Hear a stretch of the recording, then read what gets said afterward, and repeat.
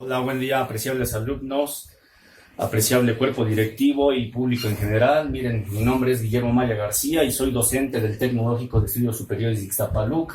Tengo el gusto de presentarles esta clase llamada Aplicaciones del Análisis Numérico a la Ingeniería, correspondiente a la asignatura del mismo nombre, Análisis Numérico, que se imparte en cuarto semestre. El objetivo de esta clase es concientizar al alumno de que las matemáticas son un lenguaje universal para poder entender a las ingenierías y que el análisis numérico aporte al perfil de la profesión pues de una manera formal y simbólica que permita visualizar las necesidades del mundo actual. La competencia genérica para esta clase es la siguiente: conocer, modelar y aplicar los análisis numéricos a problemas cotidianos y electrónicos. Bien, aquí hago este paréntesis apoyándome del plan de estudios que nos brinda el Tecnológico Nacional de México. Pues me permití apoyarme de esta sugerencia didáctica para la impartición de esta clase.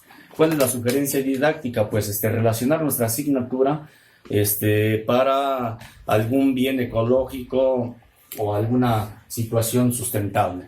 Bien, entonces les voy a hacer algunas demostraciones posteriormente que ojalá y pues les sirvan en algún momento.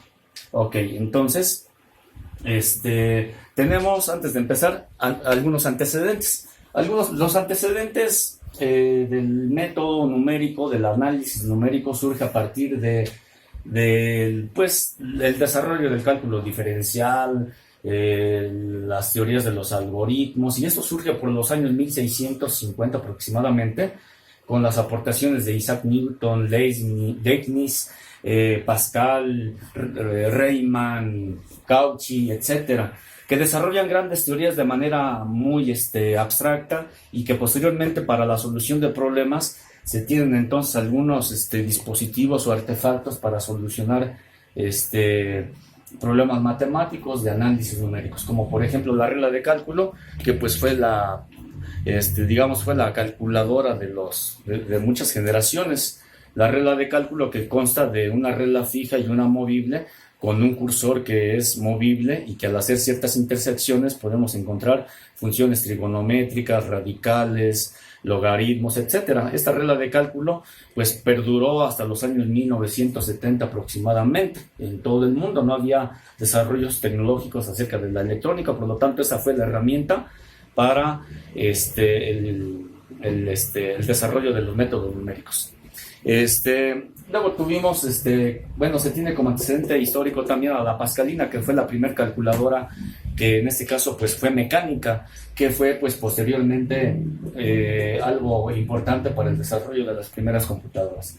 Es así, entonces, son así algunos antecedentes de que pues ahorita contamos con muchos softwares, el famoso MATLAB y pues GeoGebra, y bueno, y muchos apoyos que tenemos para el estudio de los métodos numéricos. Y pues aquí les presento en esas tablas numéricas, en esas tablas matemáticas, pues tenemos aquí logaritmos, tenemos funciones trigonométricas, inversas, radicales, y estas eran las herramientas para el estudio de los análisis numéricos y la solución de problemas, que seguramente pues sus papás o abuelos, incluso si tuvieron la oportunidad de estudiar, pues no usaron esta calculadora como ahora actualmente lo tenemos, o los celulares en función de calculadora, sino usaban la famosa regla de cálculo o las tablas matemáticas. Muy bien. El análisis numérico es una asignatura muy importante, porque considero que apuntala, porque pues dada en cuarto semestre nos permite retroalimentar los semestres anteriores, incluso desde cálculo integral o matemáticas así muy básicas. Nos permite hacer transversalidad con diversas asignaturas. Definitivamente es un pilar, porque pues una vez que tenemos aquí ciertas técnicas que aprendemos a lo largo de este semestre, ciertas técnicas matemáticas para resolver problemas, pues nos permite para posteriormente, de cuarto semestre en adelante, hasta el fin de nuestra profesión, pues nos da herramientas y nos permite desarrollar la creatividad hacia las distintas aplicaciones en el control de procesos, en las comunicaciones, etcétera. Bien, entonces esa es la importancia de esta asignatura. Muy bien. Ahora, las aplicaciones se las voy a manejar, ¿qué les parece? En 3 partes. La primera, bueno, como introducción les menciono, es bien importante hacer uso de las TICs, pero sumamente importante realizar las operaciones manualmente. Sí, ya muchas veces se nos olvida hacer operaciones con punto decimal y siempre dependemos de la calculadora. Entonces, importante realizar las operaciones manualmente, ya que esto permite despertar la habilidad de diseño y visualizar procedimientos, algoritmos. Los análisis numéricos deben ser palpables y no solo estudiarlos a través de los softwares. Es decir, si yo tengo un 5, siempre debo decir ese 5 es un escalar, es un vectorial, es una cantidad vectorial, ¿para qué? ¿Qué función tiene? No nada más resolver así operaciones de una manera mecánica sin ton ni son, sino siempre buscar una aplicación a ese número o para qué me va a servir, etcétera. Bien, como primera aplicación les voy a decir la siguiente, la demostración del teorema de Pitágoras, una expresión matemática milenaria que es así de esta forma. De una forma abstracta, si nos la aprendemos, apoyada de esta figurita de un triángulo rectángulo, en donde la C es la diagonal llamada hipotenusa y los lados A y B llamados catetos. Pues que la suma de este cuadrado, más la suma de este cuadrado me da el cuadrado de esta hipotenusa. Este teorema de Pitágoras, pues lo vamos a demostrar de la siguiente manera. Bien, este artefacto, pues me va a servir para hacer esa demostración. La parte inferior es mi hipotenusa, si se fijan, la parte inferior es mi hipotenusa, es la diagonal, la parte más larga del triángulo. Entonces, tiene arenita en la parte inferior. Toda esa arenita se va a transferir a la parte inferior, que van a ser los catetos, van a ser los lados A y B. ¿Sí? Entonces, al llenarse de la misma manera, con el mismo volumen de arenita que tiene la hipotenusa en la parte superior, van a ser llenados los lados de la parte inferior. Entonces, pues, ¿por qué empiezo con esta aplicación? Porque pues la trigonometría es una rama muy importante de las matemáticas que nos ha permitido el estudio de las funciones trigonométricas y las inversas también. Y bueno, pues ¿qué haríamos sin la trigonometría para entender la corriente alterna, por ejemplo? Sí, entonces, pues vean ustedes, aquí tenemos entonces la demostración y pues vean, tenemos aquí entonces que los lados A y B son llenados con lo que correspondió a la hipotenusa. Bien, continuamos con una aplicación más, que va a ser la siguiente. Bien, voy a borrar esta parte y vamos a ver lo siguiente. Una aplicación más, los productos notables, que muchas veces los estudiamos de una manera muy mecánica, como el siguiente. Un producto notable es así de esta forma. A manera de regla, de manera de enunciado, nos lo aprendemos, ¿no? Y decimos siempre así: el cuadrado del primero más el doble producto del primer término por el cuadrado del segundo. Siempre de esta manera así nos lo aprendemos de una manera muy mecánica, de una forma abstracta, ¿no? Pero se complica muchas veces cuando tenemos entonces un orden exponencial más en el binomio. Por ejemplo, el cubo del primero más 3 veces el producto, otra vez 3 veces el primero por ese producto más el cubo del segundo término. Siempre deben de llevar esta sucesión exponencial: 3, 2, 1 y ninguno. Y al revés, aquí es 3, 2, el orden exponencial de la B va así: 3, 2, 1 y ninguna B. Cuando el exponente aumenta, a veces tenemos que apoyarnos incluso del triángulo de Pascal, que es una aplicación más, ¿no?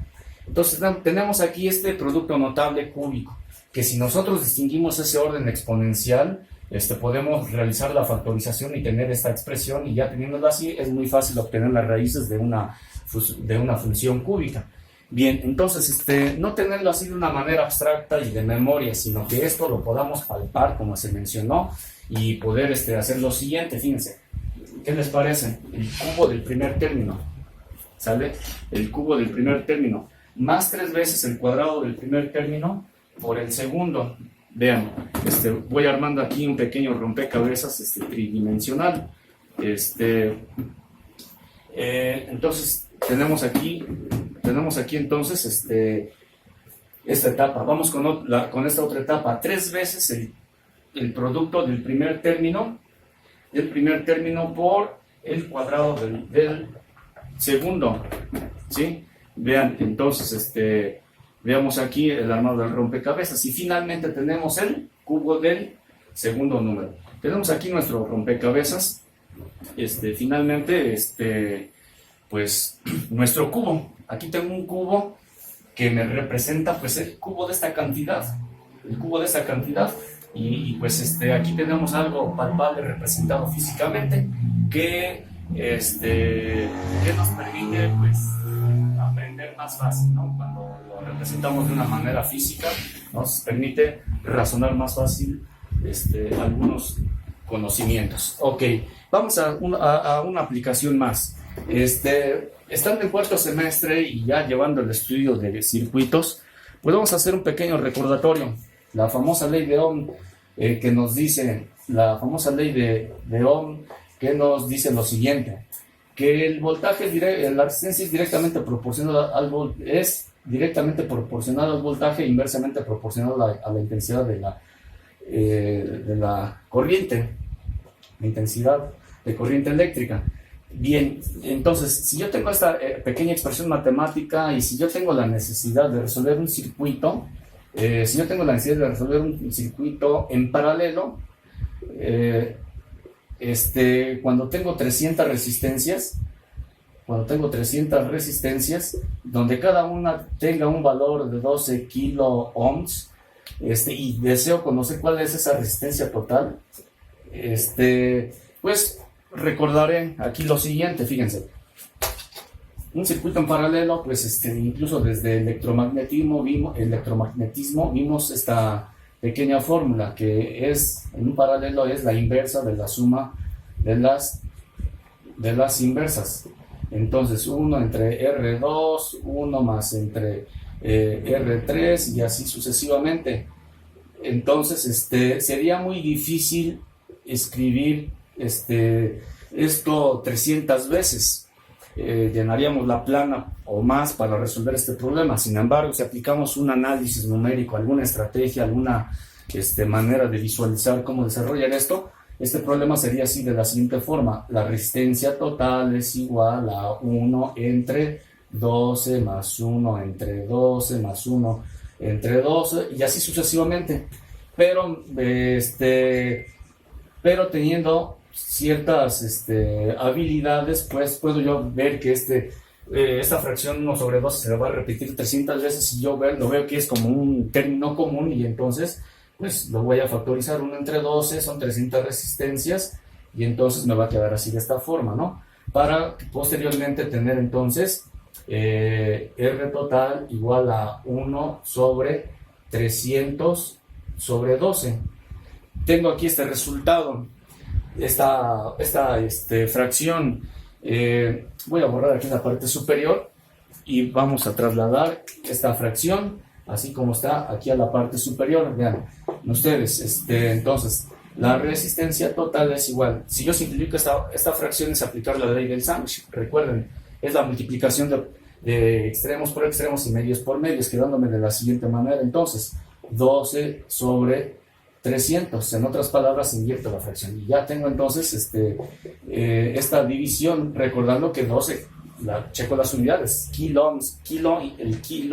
el prefijo kilo implica 1000, que yo multiplique entonces el numerador por 1000, y eso va a ir dividido entre 300. Entonces, al hacer mi división, voy a obtener entonces un valor de 40 ohms.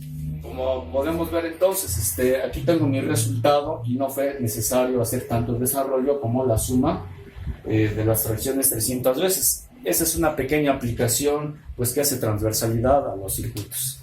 Bien, ok, espero que todo vaya bien claro hasta aquí. Esta sería una aplicación más. Ok, hay que ser muy observadores siempre en los procedimientos, en el manejo de las operaciones aritméticas, y para esto les voy a recomendar la siguiente aplicación. Voy a borrar.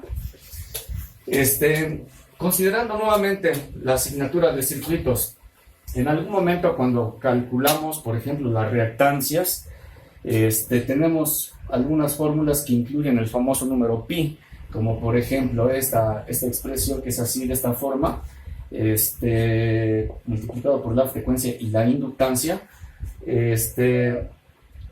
Sí, vemos que entonces tenemos aquí el número pi de una manera muy mecánica, hacemos la multiplicación, pero siempre les digo, hay que ser detallistas y observar, bueno, y caramba, o sea, este número, ¿de dónde sale? Sí, sé que el 3.1416, un número que desde pequeños nos lo enseñaron, nos lo aprendimos así de una manera, pues, muy mecánica, pero sin razonar a veces de dónde surge. ¿Qué es el pi?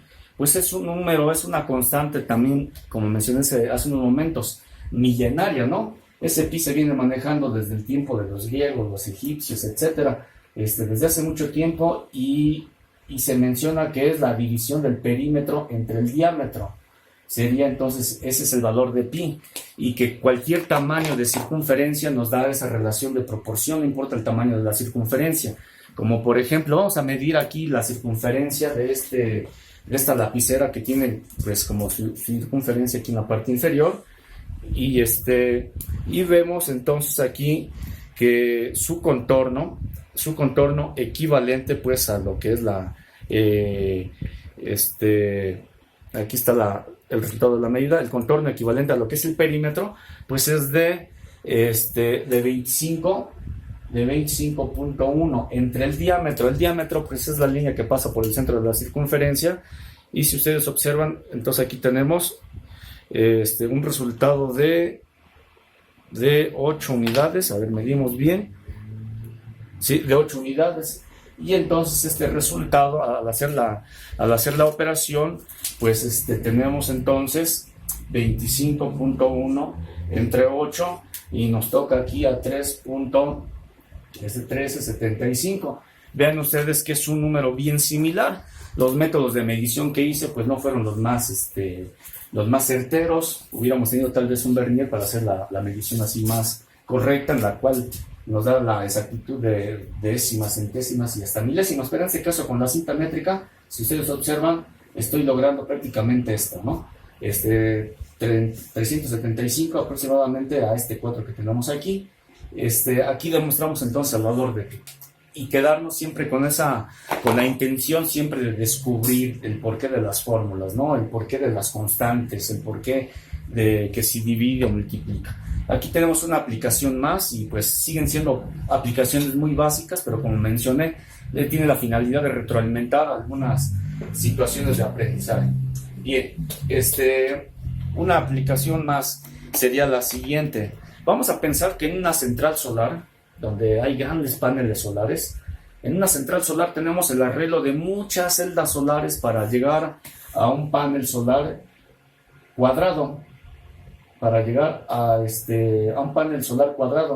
cuya área sea de este tamaño,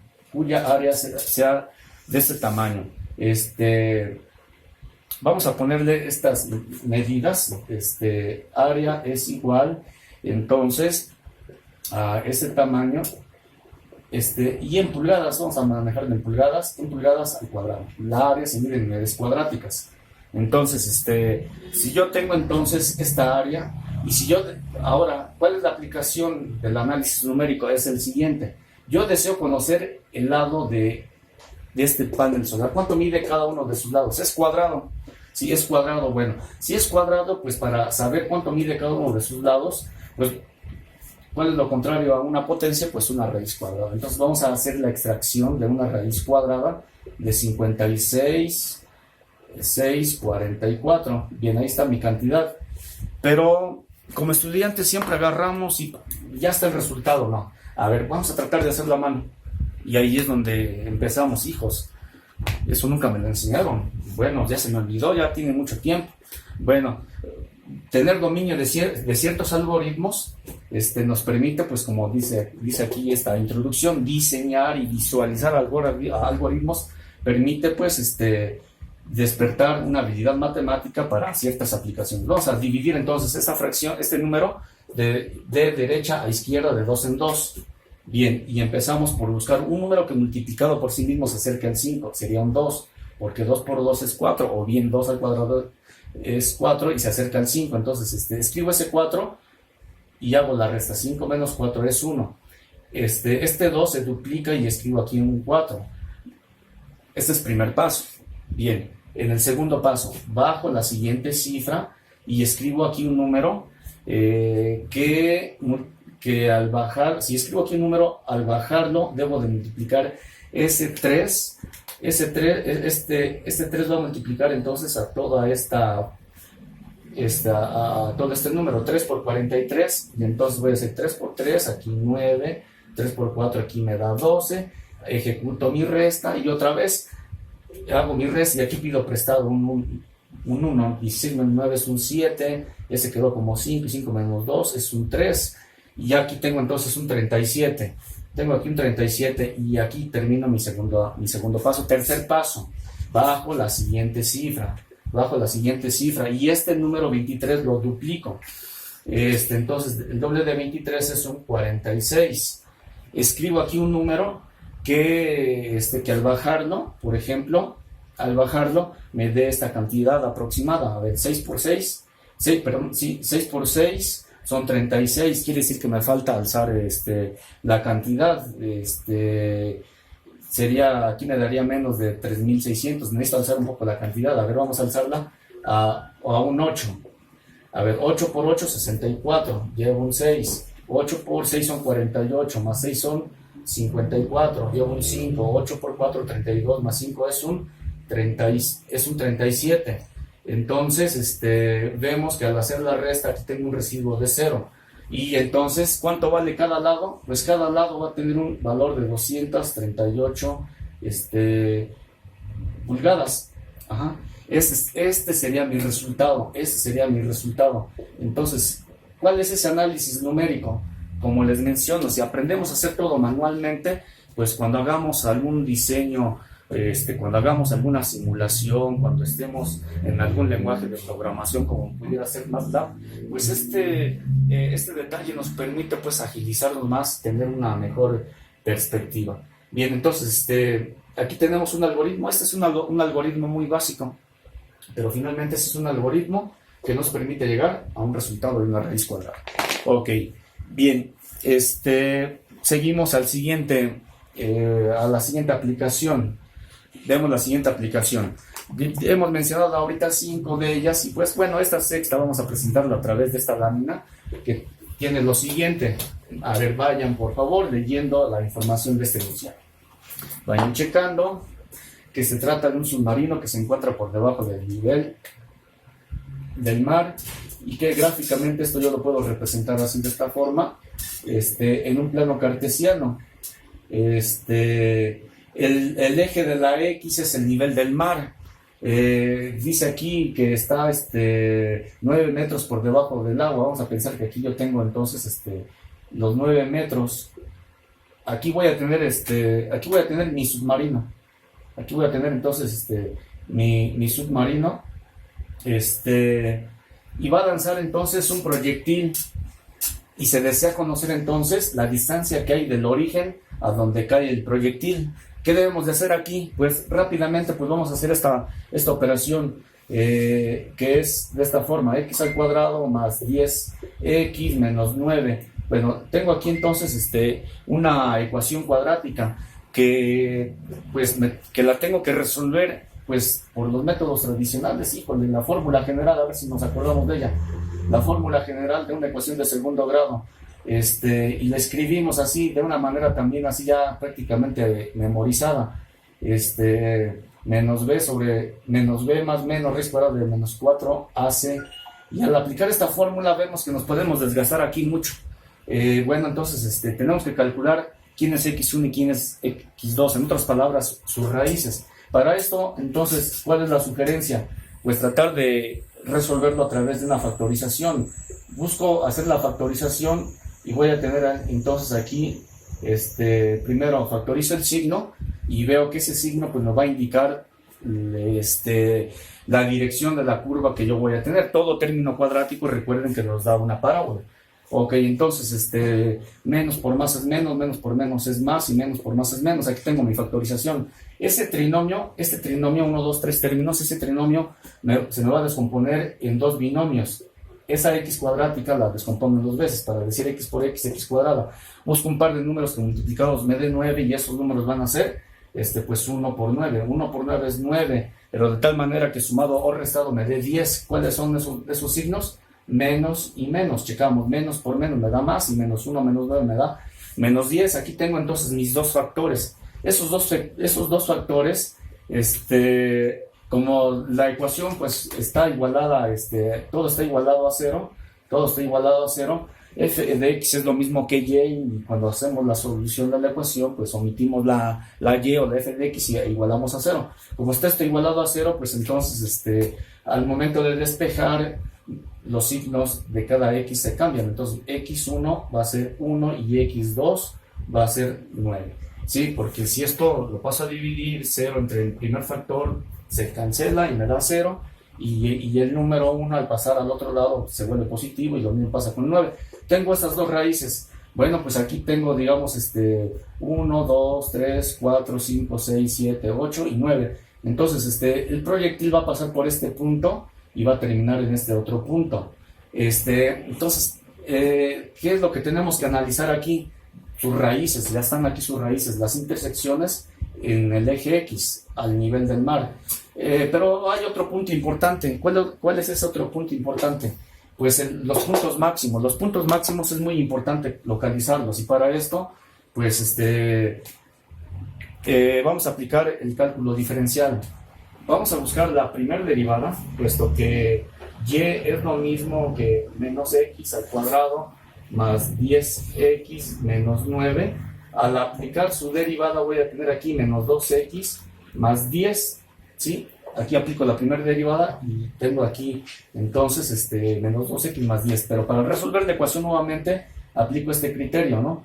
Que 2x más 10 es igual a 0, por lo tanto x va a ser igual a, haciendo la ecuación de primer grado, x va a ser igual a 5. Ojo, si yo introduzco 5 en la función, voy a tener el valor de y. Entonces, voy a obtener el valor de y. Vamos a hacerlo aquí a la izquierda. Entonces, y va a ser igual, entonces, a menos 5 al cuadrado, más 10 por el valor de x, que vale 5, menos 9, para que finalmente esto siga siendo 50 menos 25. Aquí voy a tener un valor de 16. Ok, generándome entonces aquí el 5, el x igual a 5, pues lo voy a tener aquí, pero el 16 es y, el y es 16 y este es el eje y. Por lo tanto, entonces, si aquí yo tuviera el 16, el proyectil que lanza el submarino va a pasar por este punto, va a llegar a un punto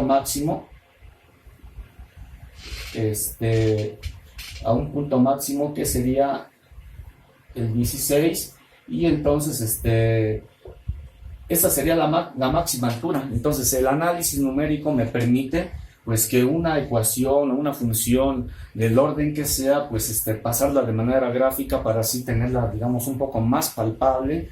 No nada más resolver así x1, x2 y su vértice, o en algunas otras ocasiones el punto de inflexión. Entonces tenemos que este es el punto, este vértice, o llamado punto máximo, o si la gráfica estuviera invertida se llamaría punto mínimo, pues nos permite cierta información de este modelo matemático, la máxima producción, la máxima área que podemos tener, ese punto máximo nos da cierta visión, o los puntos mínimos, la máxima pérdida, etc.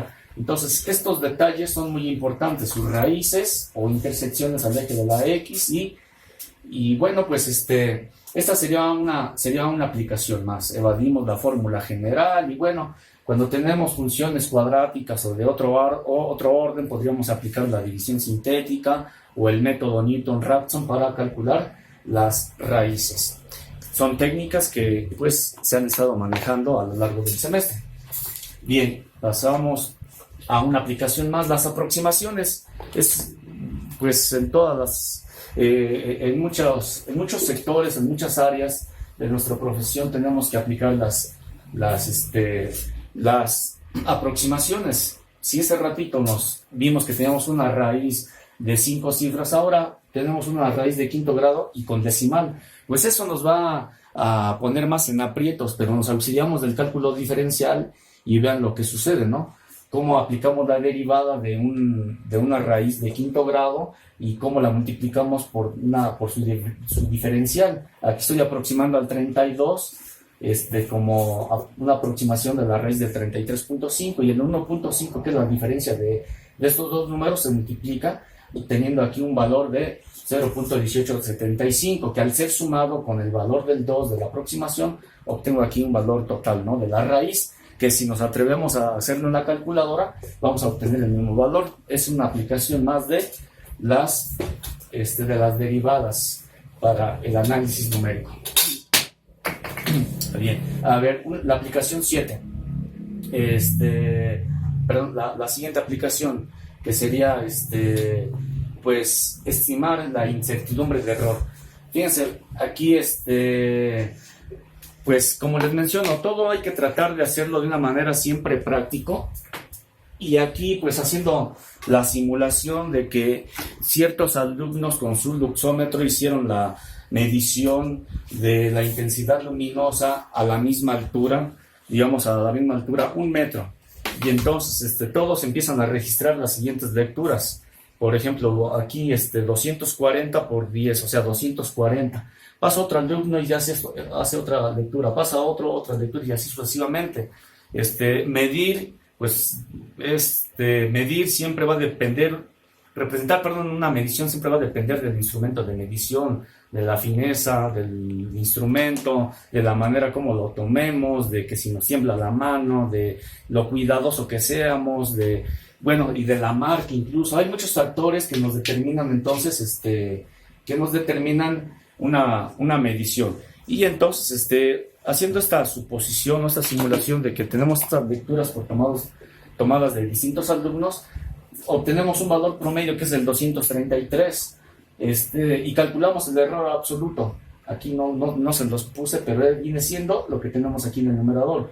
Es el promedio tenemos el promedio y hacemos la resta de este promedio de cada una de estas mediciones. Para tener 240 menos 233 me da 7, 220 menos este valor me da 13, y así sucesivamente. Si en esa resta me da números negativos, no importa, por eso se llama valor absoluto. Solamente hacemos la suma para obtener una desviación media y tener 9.6. Este 9.6 me va a dar así como la tolerancia más menos de la incertidumbre de error. Algo muy similar a lo que es una resistencia que tiene un código de colores y una banda de tolerancia de 20%, de un 10%, etcétera, y sabremos si la compramos, si nos conviene esta tolerancia, que nos interpreta pues un margen de error que pudiera tener la lectura. Entonces, como vemos, los valores pues no están tan disparados y podríamos aceptar que pues los alumnos hicieron mediciones que están dentro de un rango, ¿no?, que pudiera exigir tal vez alguna normatividad.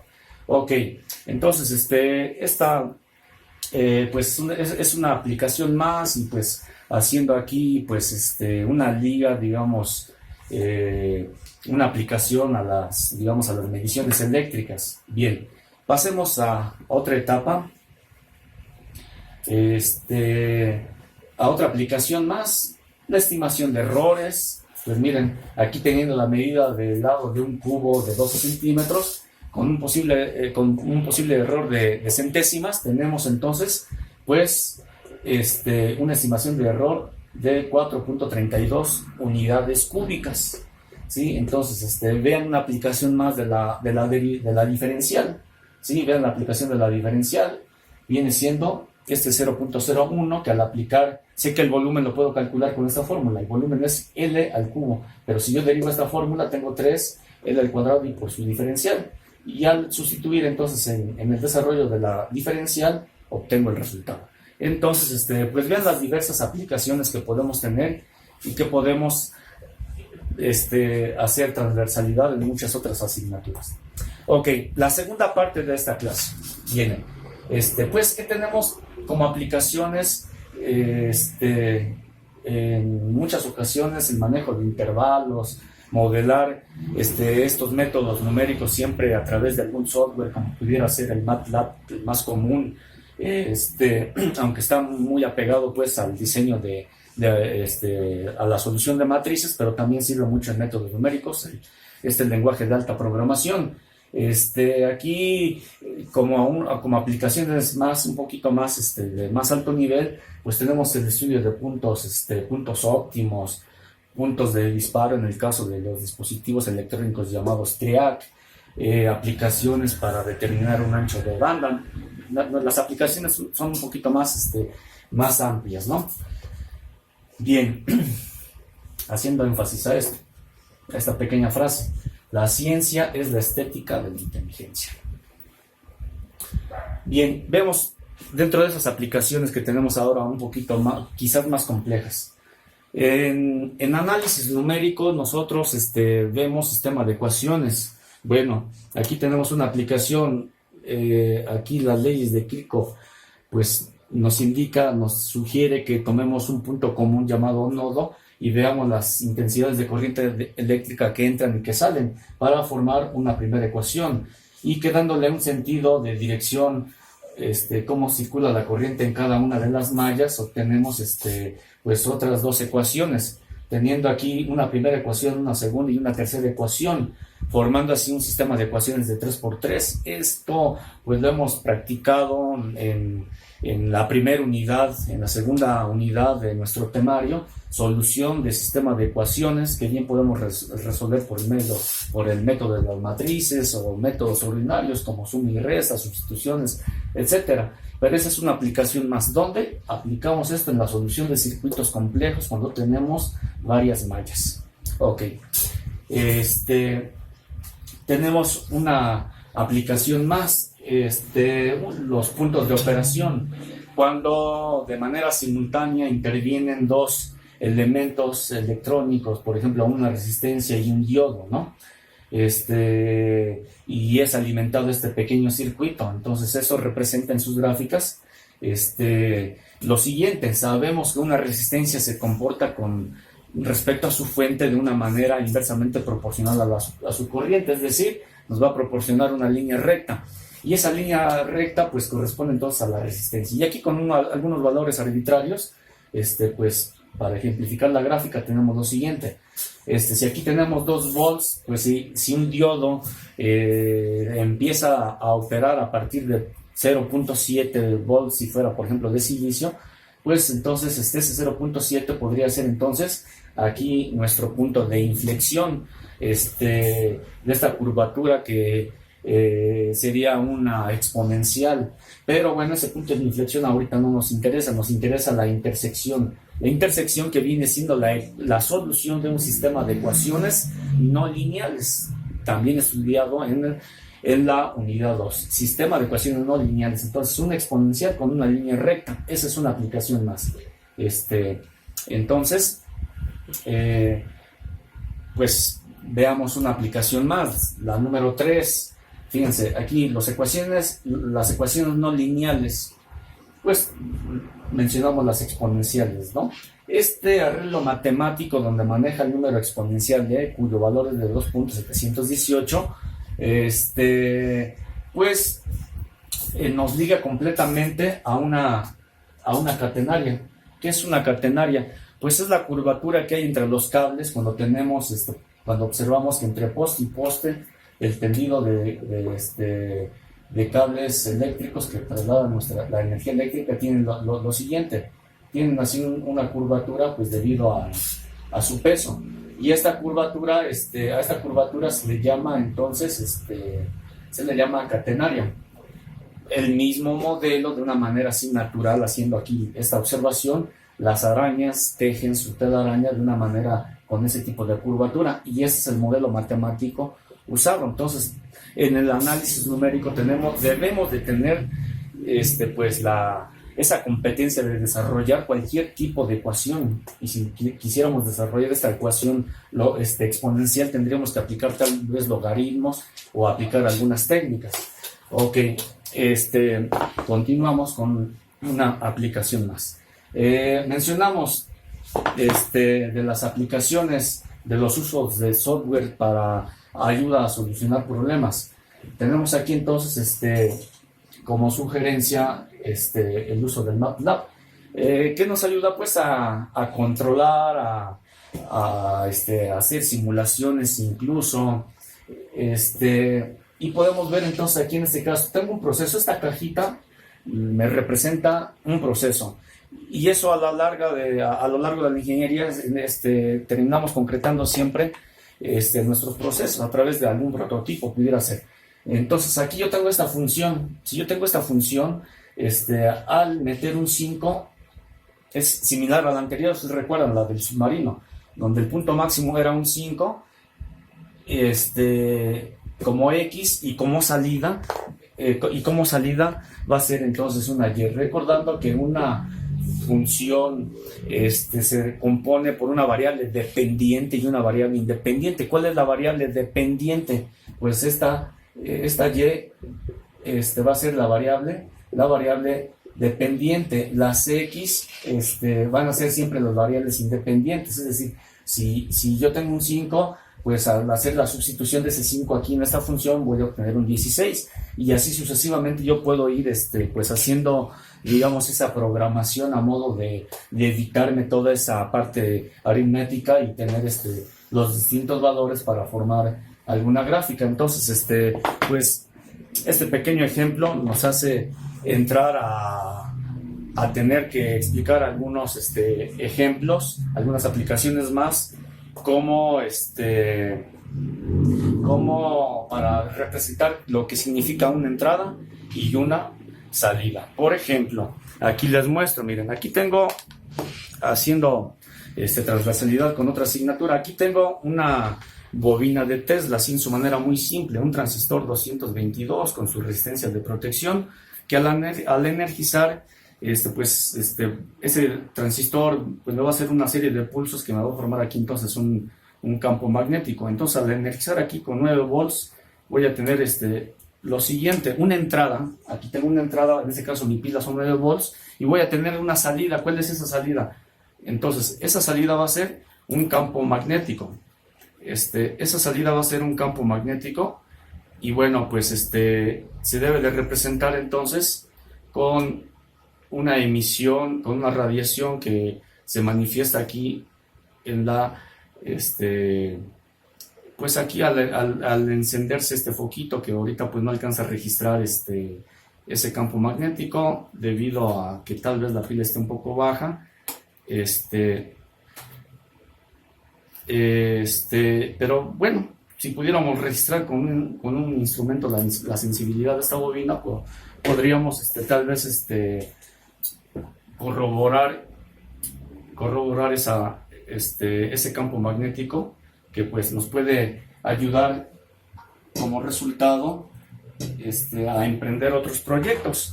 Esta bobina de Tesla, que pues fue que es la pionera de esta futura tecnología llamada Li-Fi, ¿no? Transmitir energía de manera inalámbrica, transmitir datos de manera inalámbrica, es decir, a través de la luz. Esta es una aplicación más. ¿Y qué hace el método numérico aquí, el análisis numérico? Pues diseñar la cantidad de vueltas, diseñar el calibre del alambre, la fuente de energía tal vez deba de ser más de mayor tamaño, etcétera. Entonces, eso es lo que hace el análisis numérico, ¿no? Y veamos, pues que aquí tenemos una fuente de energía, en este caso de 9 volts en corriente continua. ¿Y cuál fue su salida? Bueno, pues un flujo magnético, ¿no? Vamos a ver una pequeña demostración, que es la siguiente. En este caso, tenemos una entrada que son 127 volts.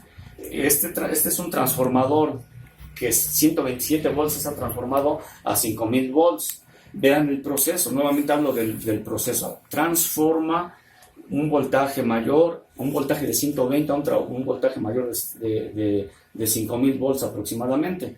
Entonces, digamos, de alguna manera, como ingenieros en electrónica debemos estar familiarizados con ciertos procesos y debemos de tener nuestras medidas de precaución e implicarnos en el proceso. No solamente es pues hacer el modelo matemático, sino vamos a llevarlo ahora a práctica. Entonces tengo una entrada y tengo una salida. ¿Cuál va a ser mi salida? Mi salida pues va a ser un arco eléctrico. ¿Sí? Va a ser un arco eléctrico que ¿cuál es su finalidad? Pues la finalidad de este arco eléctrico, pues bien sabemos que está entre vienen siendo las plantas de soldar. Teniendo este arco eléctrico, pues viene siendo el origen de lo que fue de lo que son pues el origen de la ¿cómo se llama? El cuarto estado de la materia, el plasma. De una manera, pues a través de arcos eléctricos a un alto voltaje se generan. Entonces, vemos aquí, vamos a ver aquí este artefacto llamado escalera de Jacob, cómo nos forma un arco eléctrico, cómo se desplaza hasta la parte superior y pues, ¿cuál es mi entrada? Consideren siempre esa parte importante. ¿Cuál es mi proceso? ¿Cuál es mi entrada y cuál es mi salida? Ok, entonces, en este artefacto aquí, pues, nos estamos metiendo más de lleno a los procesos. Una entrada y una salida. Ok. Y el análisis numérico, ¿cuál es? Pues, interpretar esa fórmula de un transformador. Pues que el voltaje primario entre el voltaje secundario es al número de vueltas en el secundario, en la bobina primaria y en la bobina secundaria. Esta relación de proporción me permite pues calcular el voltaje de entrada con respecto al de salida o viceversa. Considerando el número de vueltas en las bobinas de la bobina primaria o en la secundaria. Entonces, esa es la finalidad del análisis numérico. ¿Qué puedo yo aportar en cada expresión matemática para que un proceso sea más eficiente? Bien, miren, una celda solar, bien sabemos que convierte la energía eléctrica a energía, la energía eléctrica, la energía solar se convierte, voy a desinstalar esto. Entonces tenemos estos dos electrodos que me formaron la escalera de Jacob, con su transformador. Bien, entonces, perdón por la falta de la definición de una celda solar. Una celda solar me convierte la energía solar a energía eléctrica. Siempre las celdas se encuentran en forma estática si somos observadores, pero en este caso se van a mantener en movimiento. ¿Para qué? Pues para generar este pequeño artefacto que teniendo movimiento pues, podemos tener cualquier tipo de trabajo. Bien, ahorita pues estamos prácticamente bajo sombra, no tenemos la potencia de la energía solar, pero vamos a simular que el sol es este foco y que si nosotros le aplicamos aquí un pequeño impulso, pues vamos a generar entonces un movimiento. Vean ustedes el trabajo que podemos tener de una manera gratuita, ¿no? Aplicando la luz solar, ¿no? Algo no muy común en la aplicación de las celdas solares, ¿no? Que generalmente las ocupamos para otros bienes, ¿no? Entonces vemos aquí incluso la vibración, entre más luz se descontrola un poco la cantidad de revoluciones que da el motor, ¿no? Entonces, si este motor fuera más grande, si tuviéramos un mayor diseño, el trabajo sería mucho mayor, las revoluciones serían de mayor cantidad, el torque sería mayor. Entonces, todo eso nos lo permite un diseño. ¿Y qué hay atrás de un diseño? Pues atrás de un diseño, pues está atrás de un diseño está un modelo matemático. Y eso nos lo permiten los métodos numéricos, eso nos lo permiten los análisis numéricos. ¿Cómo voy a diseñar para que me dé ciertas cantidades de vueltas, cierta potencia para tener pues una mayor eficiencia en mi maquinita, en mi motor, que convierte la energía solar a energía mecánica.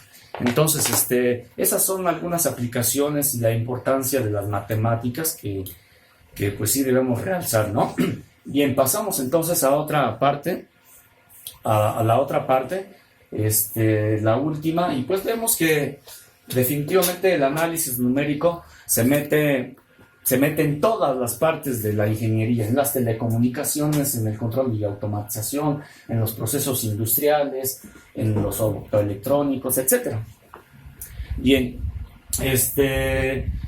como vimos ahí, había una pequeña frase que decía, bueno, nada vale la ciencia si no se convierte en conciencia. Cada cosa que hagamos que tenga un bienestar hacia la sociedad, hacia la comunidad.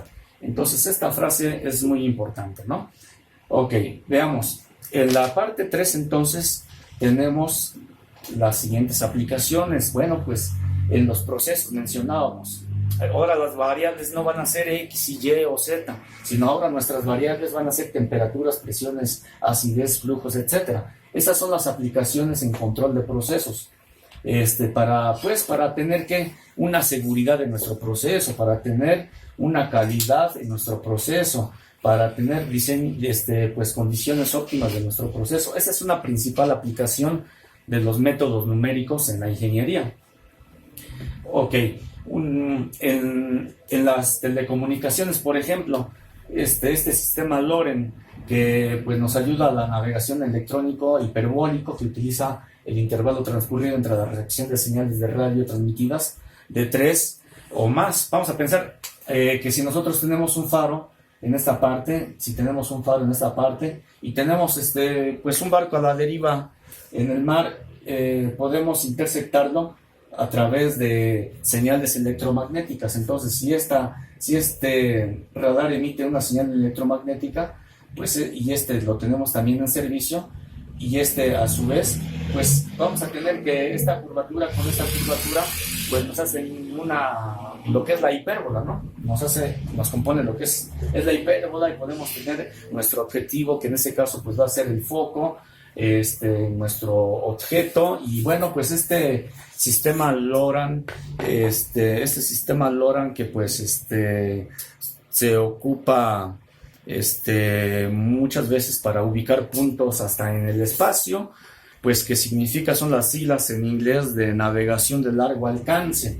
Esas son las siglas en inglés de esta palabra LORAN, y es una aplicación más. Tenemos aquí entonces hipérbola.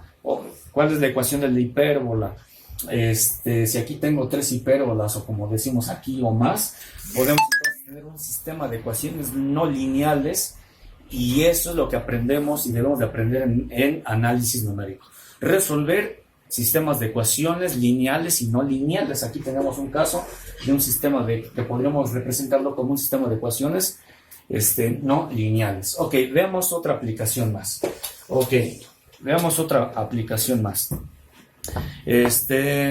A las alturas de séptimo, octavo semestre se ven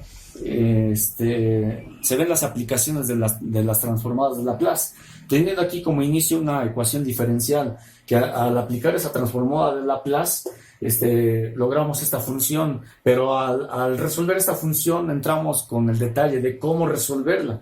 Por medio de la división sintética no vamos a poder, porque la raíz es inexacta, es con decimales. Entonces aplicamos algo muy visto en métodos numéricos, el método Newton-Raphson, que es una serie de interacciones, de aproximaciones hasta llegar a la primera raíz. Una vez que llegamos a esta primera raíz, ahora sí, al tener una primera raíz, esta función cúbica se reduce a una cuadrática, y teniendo una cuadrática ahora sí podemos aplicar la fórmula de segundo grado para obtener aquí una cantidad compleja. Entonces tenemos aquí las 3 raíces, 1, 2 y 3, que corresponden a esta función cúbica.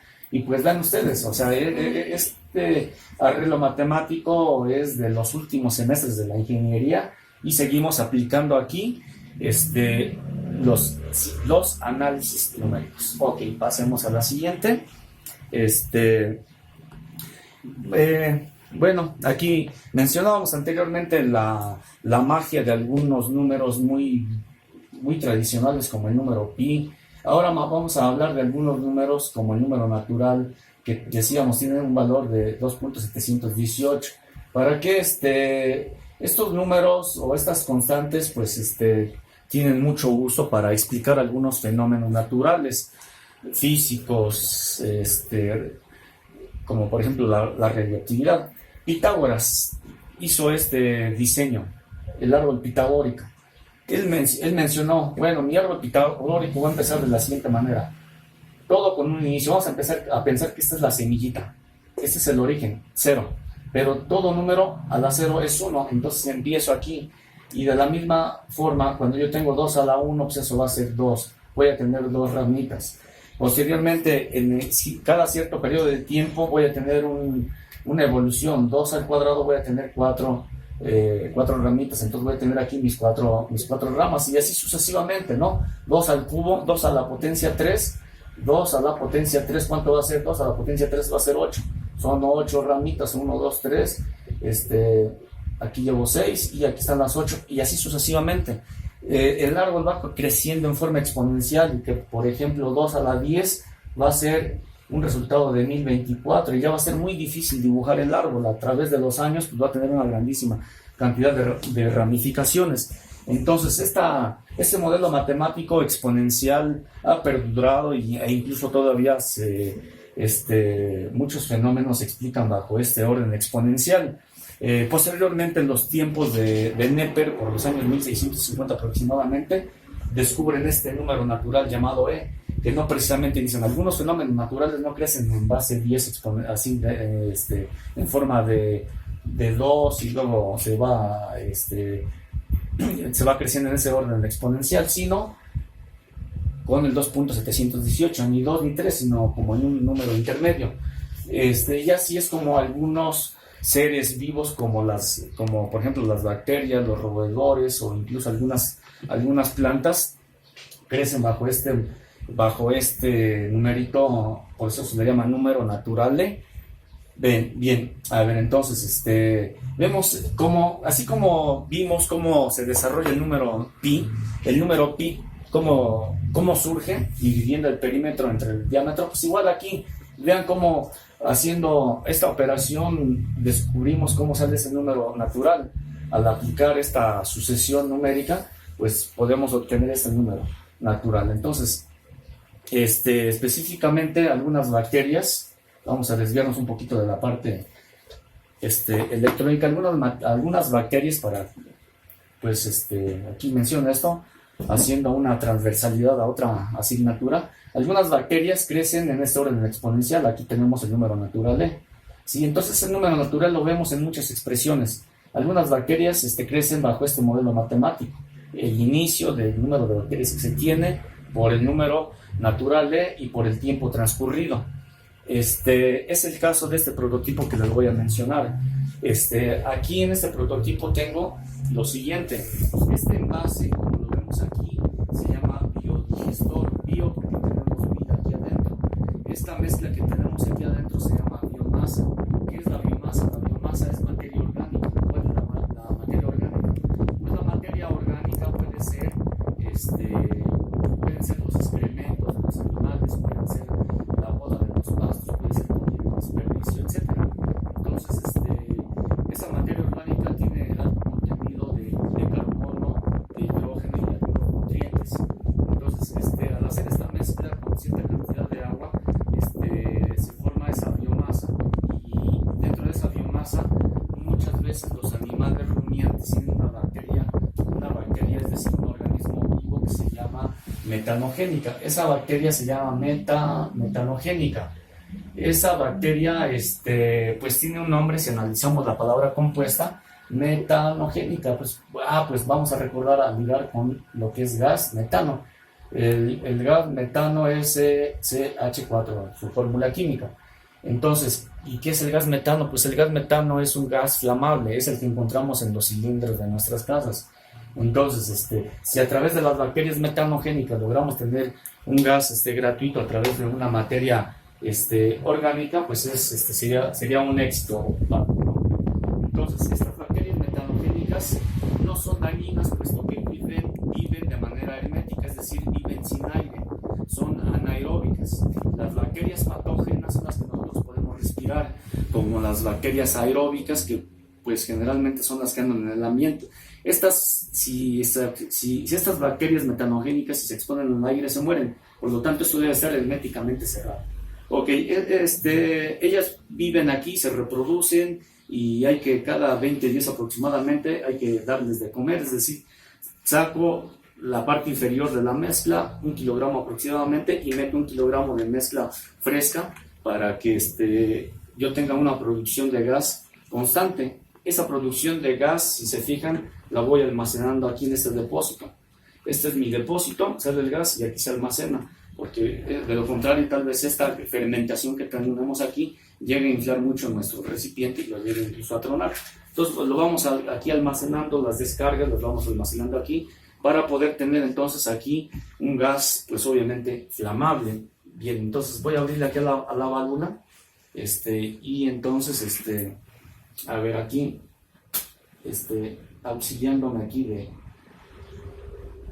a ver, encendemos otra vez, vemos